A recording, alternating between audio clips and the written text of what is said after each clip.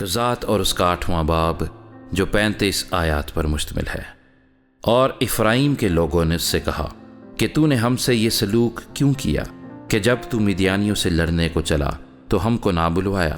سو انہوں نے اس کے ساتھ بڑا جھگڑا کیا۔ اس نے ان سے کہا، میں نے تمہاری طرح بھلا کیا ہی کیا ہے؟ کیا افرائیم کے چھوڑے ہوئے انگور بھی ابیعزر کی فصل سے بہتر نہیں ہیں؟ خدا نے مدیان کے سردار اوریب اور زیب کو تمہارے ہاتھ میں کر دیا، بس تمہاری طرح میں کر ہی کیا سکا ہوں؟ جب اس نے یہ کہا تو ان کا غصہ اس کی طرف سے دھیما ہو گیا۔ تب جدعون اور اس کے ساتھ کے 300 آدمی جو باوجود تھکے ماندے ہونے کے پھر بھی پیچھا کرتے ہی رہے تھے، یردن پر آ کر پار اترے۔ تب اس نے سکات کے باشندوں سے کہا کہ ان لوگوں کو جو میرے پیرو ہیں روٹی کے گردے دو، کیونکہ یہ تھک گئے ہیں، اور میں مدیان کے دونوں بادشاہوں زبا اور زلمنا کا پیچھا کر رہا ہوں۔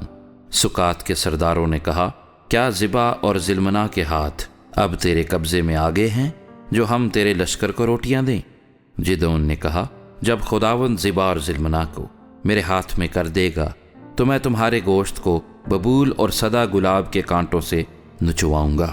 پھر وہاں سے وہ فنویل کو گیا اور وہاں کے لوگوں سے بھی ایسی ہی بات کہی، اور فنویل کے لوگوں نے بھی اسے ویسا ہی جواب دیا جیسا سکاتیوں نے دیا تھا۔ سو اس نے فنویل کے باشندوں سے بھی کہا کہ جب میں سلامت لوٹوں گا تو اس برج کو ڈھا دوں گا۔ اور زبا اور زلمنا اپنے قریباً 15,000 آدمیوں کے لشکر سمیت کرکور میں تھے، کیونکہ فقط اتنے ہی اہل مشرق کے لشکر میں سے بچ رہے تھے، اس لیے کہ 1,20,000 شمشیر زن مرد قتل ہو گئے تھے۔ سو جدعون ان لوگوں کے راستے سے جو نبھا اور یگبہا کے مشرق کی طرف ڈیروں میں رہتے تھے گیا اور اس لشکر کو مارا، کیونکہ وہ لشکر بے فکر پڑا تھا، اور زبا اور زلمنا بھاگے، اور اس نے ان کا پیچھا کر کے ان دونوں مدیانی بادشاہوں زبا اور زلمنا کو پکڑ لیا اور سارے لشکر کو بھگا دیا۔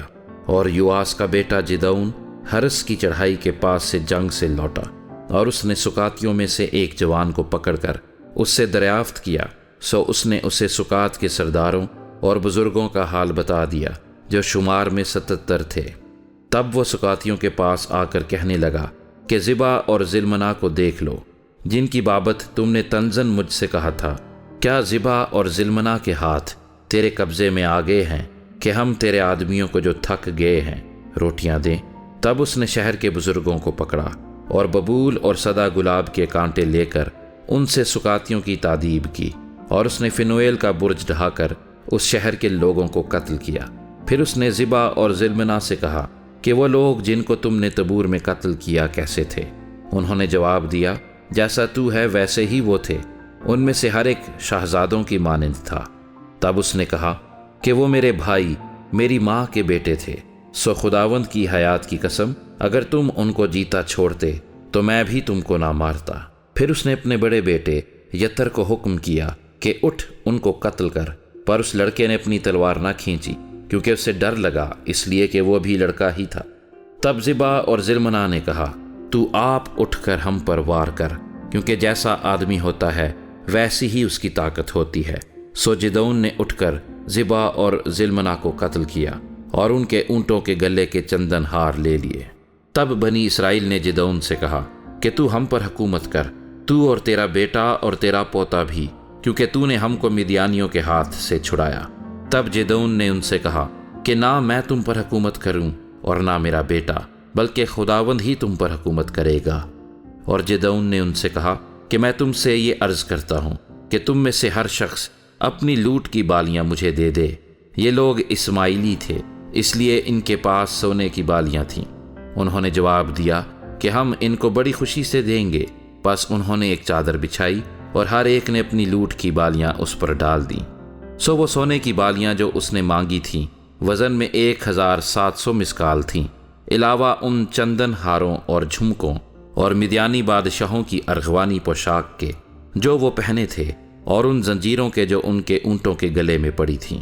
اور جدعون نے ان سے ایک افود بنوایا اور اسے اپنے شہر افرا میں رکھا، اور وہاں سب اسرائیلی اس کی پیروی میں زناکاری کرنے لگے، اور وہ جدعون اور اس کے گھرانے کے لیے پھندا ٹھہرا۔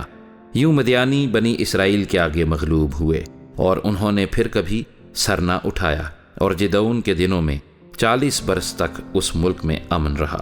اور یواس کا بیٹا یربال جا کر اپنے گھر میں رہنے لگا، اور جدعون کے 70 بیٹے تھے جو اس ہی کے صلب سے پیدا ہوئے تھے، کیونکہ اس کی بہت سی بیویاں تھیں، اور اس کی ایک حرم کے بھی جو سکم میں تھی اس سے ایک بیٹا ہوا، اور اس نے اس کا نام ابی ملک رکھا۔ اور یواس کے بیٹے جدعون نے خوب عمر رسیدہ ہو کر وفات پائی، اور ابیرزیوں کے افرا میں اپنے باپ یواس کی قبر میں دفن ہوا۔ اور جدعون کے مرتے ہی بنی اسرائیل برگشتہ ہو کر بالیم کی پیروی میں زناکاری کرنے لگے، اور بال بریت کو اپنا معبود بنا لیا، اور بنی اسرائیل نے خداوند اپنے خدا کو، جس نے ان کو ہر طرف ان کے دشمنوں کے ہاتھ سے رہائی دی تھی، یاد نہ رکھا، اور نہ وہ یربال یعنی جدعون کے خاندان کے ساتھ ان سب نیکیوں کے عوض میں جو اس نے بنی اسرائیل سے کی تھیں مہر سے پیش آئے۔